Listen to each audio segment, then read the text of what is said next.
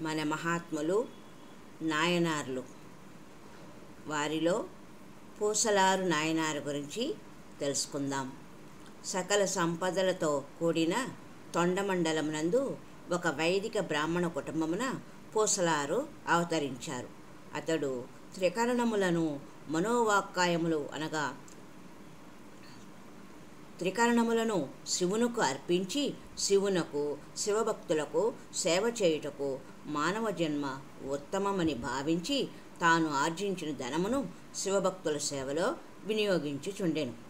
పూసలారు శివునకు ఒక ఆలయమును నిర్మింపదలచి ద్రవ్యమునకై యత్నించెను. ఎంత కష్టపడినను అది అతనికి లభించలేదు కనుక కొంతకాలము అతడు దుఃఖముతో గడిపెను.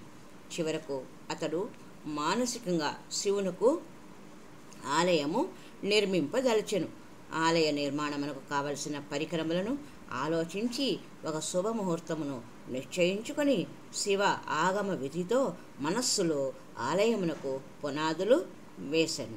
భక్తితో రేయింబవళ్ళు నిశ్చలుడై ఆలయ నిర్మాణమును సాగించెను.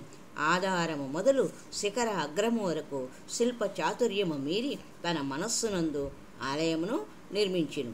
అది పూర్తి అగుటకు అనేక దినములాయెను.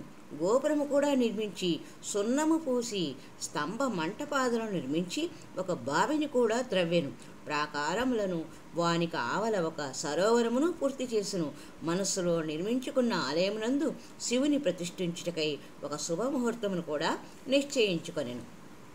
పల్లవరాజైన కాడవర్కోసుడు కాంచీపురమునందు ఒక శివాలయమును కొండరాళ్లతో కట్టించి అందు శివుని ప్రతిష్ఠింప నిశ్చయించిన నాటి పూర్వ దివసంబున రాత్రి శివుడు ఆ రాజుకు స్వప్నమున అగుపించి, తిరునండ్రయూరులో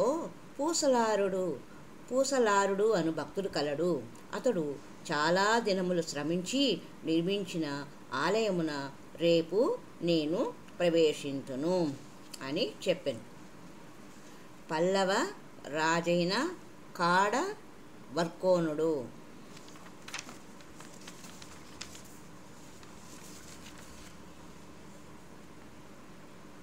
కాడవర్కోనుడు కాంచీపురం నందు అదే రోజు శివాలయమును కొండరాళ్లతో కట్టించి అందు శివుని ప్రతిష్ఠింప నిశ్చయించిన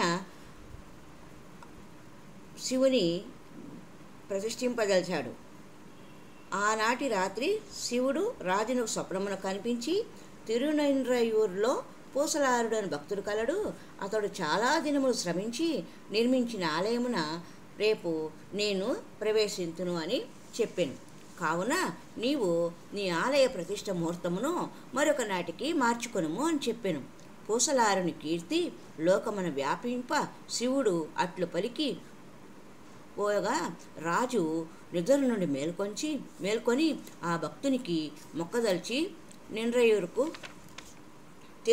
తిరునండ్రయూరుకు వెళ్ళాను. పూసలారు నిర్మించిన ఆలయము ఎచట కలదు అని జనులను విచారించగా, మీరు అడిగిన ఆలయము ఈ ఊరిలో లేదు అని పలుకగా, భక్తుడు పూసలారు ఎక్కడ ఉన్నాడు అని వారిని అడిగి వారు అతనిని పిలిపించదమన్నా రాజు వలదని తానే స్వయముగా ఆ భక్తుని ఇంటికేగి, స్వామి, దేవతలు స్తుతించగలిగిన ఆ ఆలయము ఎచటగలదు?